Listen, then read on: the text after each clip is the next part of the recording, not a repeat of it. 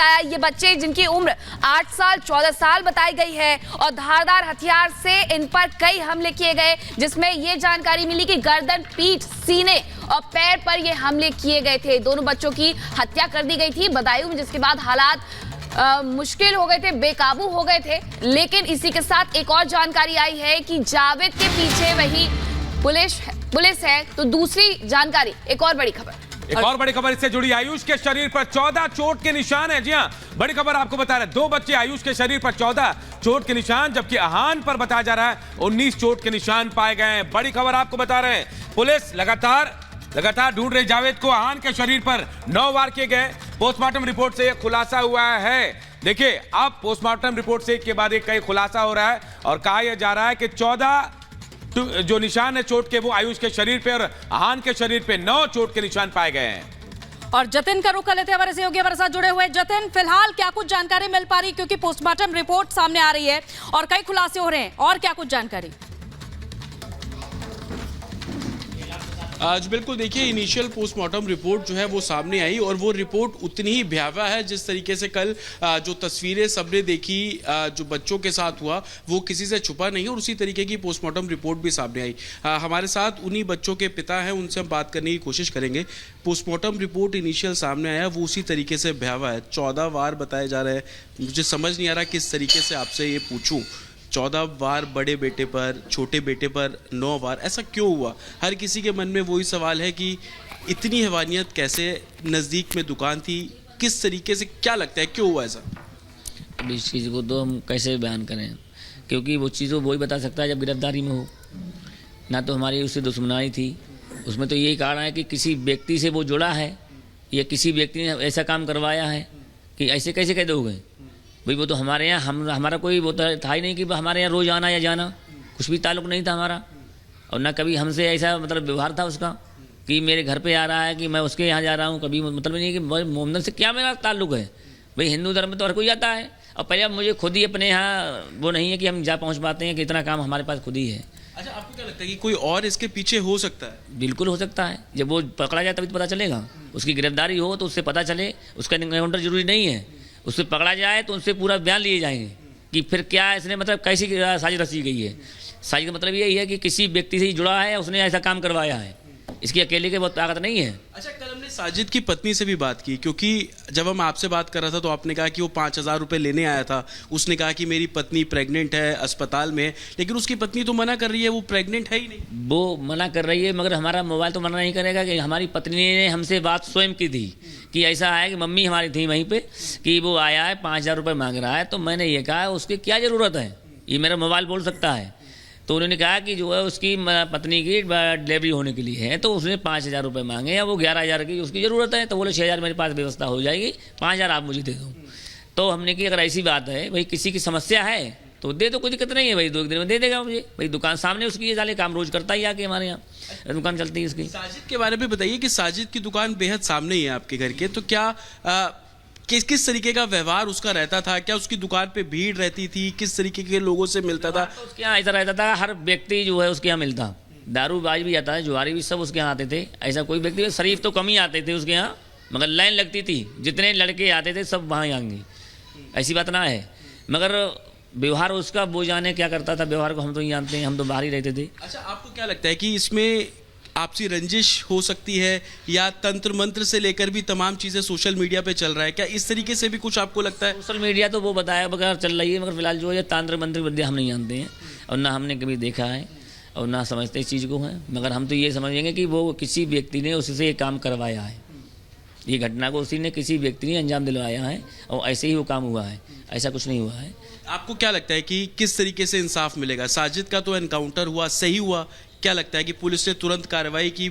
परिवार क्या सोच? नहीं, पुलिस से अच्छा काम किया, ऐसा नहीं है कि उसने तुरंत एनकाउंटर किया। बढ़िया बात करी है कि उसमें हमें भी सहयोग मिला थोड़ा, अब वो भी अच्छा काम कर दिखा रही है, और फिर भी वो अच्छा काम करेंगे उसे गिरफ्तारी करके, और हमको जो उसका न्याय भी मिलेगा।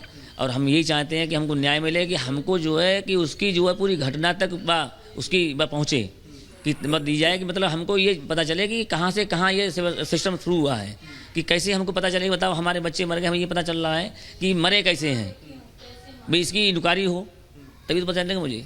तो हमारे साथ माता जी भी हैं, उनसे भी हम बात करने की यहाँ पर कोशिश करते हैं।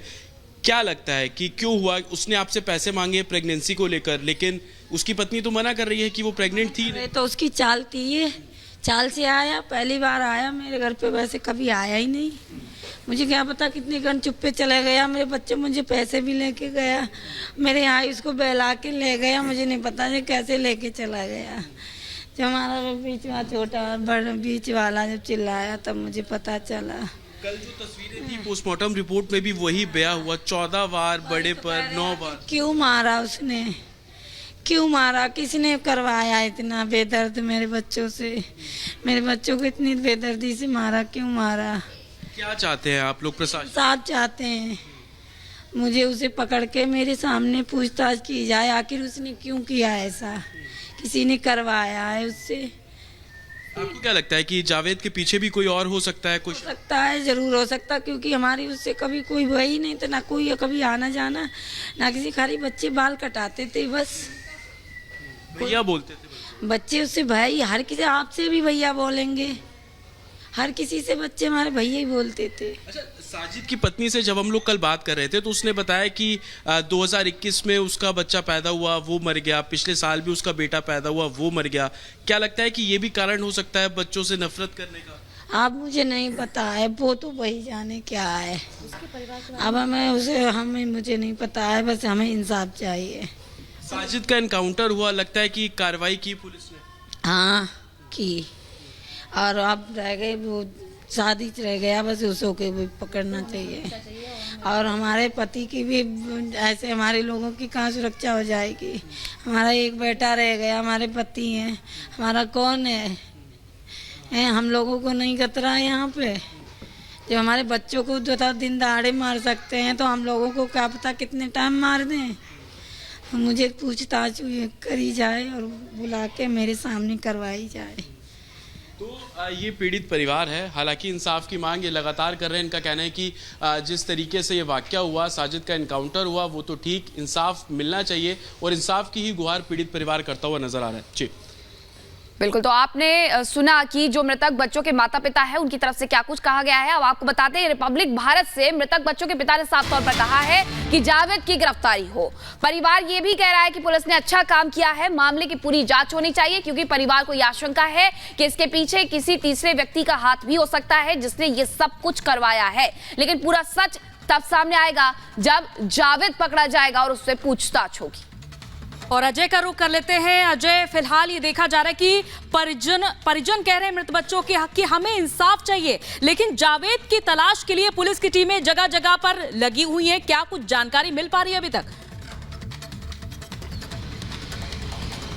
बिल्कुल, जावेद की तलाश के लिए टीम लगी और जैसा जतिन की तरफ से कल भी जानकारी दी गई थी कि कॉम्बिंग अलग अलग हिस्सों में की जा रही है। जो जंगल का इलाका बदायूं से सटा हुआ है वहां पर भी पुलिस तफ्तीश कर रही है, लेकिन जो कार्रवाई पुलिस की तरफ से की गई है बदायूं में, उसका असर भी देखने को मिला है। जिस रात ये घटना घटी बदायूं की इन सड़कों पर, आपको सड़कें दिखाते चलते, काफी हंगामा था, तोड़फोड़ थी, काफी कुछ चल रहा था, लेकिन आज सामान्य जनजीवन दिखाई दे रहा है। दुकानें खुली हुई दिखाई दे रही हैं और लोग अपने घरों से बाहर निकल के सामान्य जनजीवन में दिखाई दे रहे हैं। तो जिस तरीके से कार्रवाई हुई थी उसके चलते बदायूं की आबोहवा में एक शांति तो है, लेकिन एक जो किरदार है उसको खोजने की मांग परिजन भी कर रहे हैं। पुलिस भी लगातार उसी किरदार के जो है फॉलोअप में लगी हुई है, उसी के ट्रेल को फॉलो कर रही है।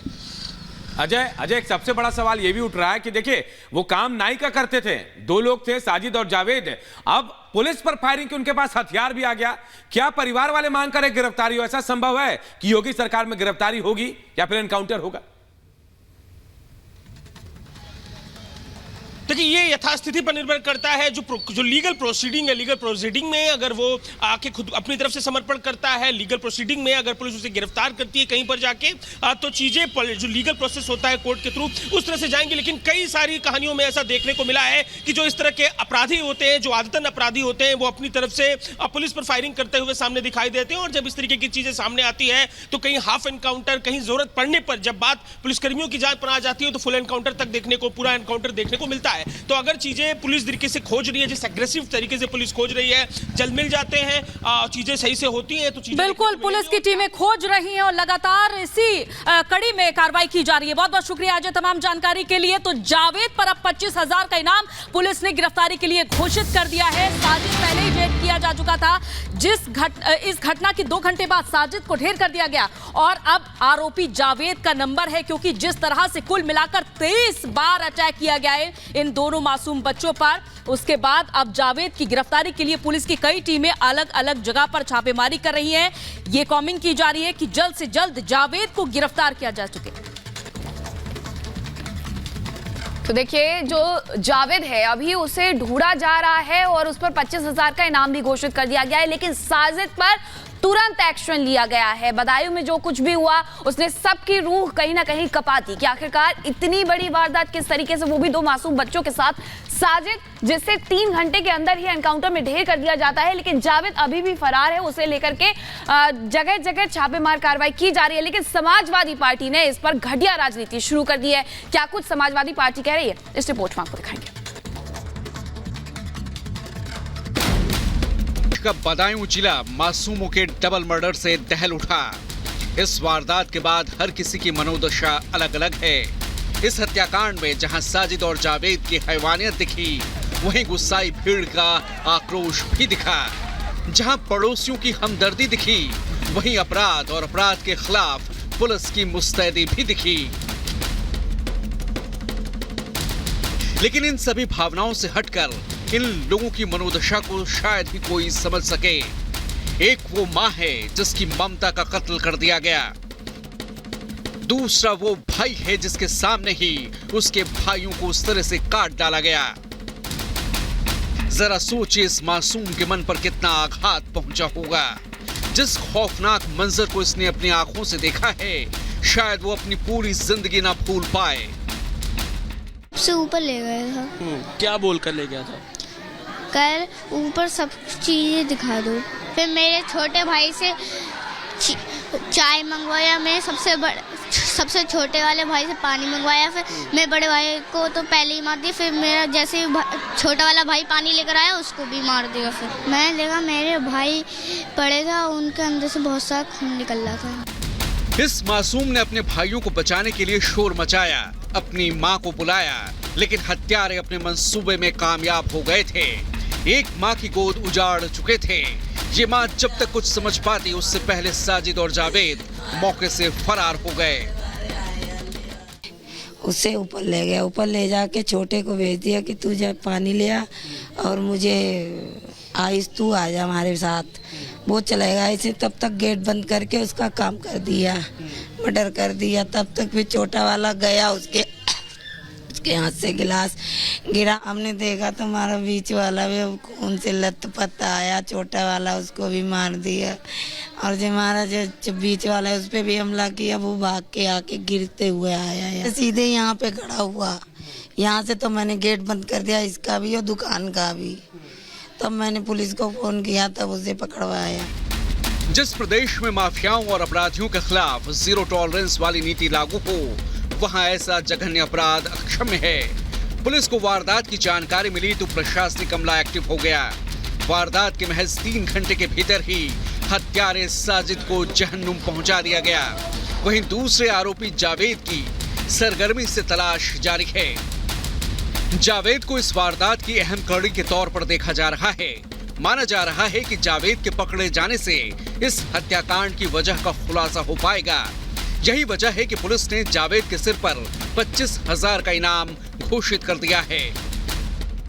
अभी भी हम लोग इसको देख रहे हैं, इसकी गहराई में जाने का हम लोग प्रयास करेंगे क्या कारण रहा है। क्योंकि वो पुलिस टीम पे फायरिंग करके भाग रहा था, तो पुलिस ने अपने बचाव में उस पर फायर किया और उसी फायर के दौरान उसको गोली लगी और बाद में उसकी मृत्यु हो गई। साजिद के एनकाउंटर को जहां पीड़ित परिवार और स्थानीय सही ठहरा रहे हैं, तो वहीं जिला प्रशासन ने एनकाउंटर के मजिस्ट्रेट जांच के आदेश दे दिए हैं। पुलिस और प्रशासन जहां अपना काम कर रहे हैं, वहीं विपक्ष ऐसे संवेदनशील मुद्दे पर सियासी रोटियां सेकने में जुट गया है। सपा अध्यक्ष अखिलेश यादव ने जब कानून व्यवस्था पर सवाल खड़े किए, तो बीजेपी ने करारा पलटवार किया। जीरो टॉलरेंस पॉलिसी जीरो है। 2 भाइयों की तो जान चलेगी ना, क्या उनके भाइयों की जान नहीं बचाई जा सकती थी अगर पुलिस पहले से काम करती तो अपनी नाकामी को छिपा नहीं सकते इस तरीके से। ये इनकाउंटर से नाकामी नहीं छिपनी है। योगी आदित्यनाथ सरकार ने ऐसे किसी भी मामले में पूरी कठोरता से कार्रवाई करने का हमेशा उदाहरण दिया है। इस मामले में भी एनकाउंटर करके अपराधी को मार गिराया है। अगर सत्ता सपा की होती तो समाजवादी पार्टी की सत्ता में ऐसे अपराधियों को सत्ता का संरक्षण होता। सियासतदान जहां इस वारदात को अपनी सहूलियत के हिसाब से भुनाने में जुटे हैं, तो वहीं पुलिस का फोकस जावेद की गिरफ्तारी पर है। अब देखना होगा कि आखिर जावेद की गिरफ्तारी कितनी जल्दी होती है और उसके पकड़े जाने पर कौन से राज बेपर्दा होते हैं। Bureau report, Republic Bharat.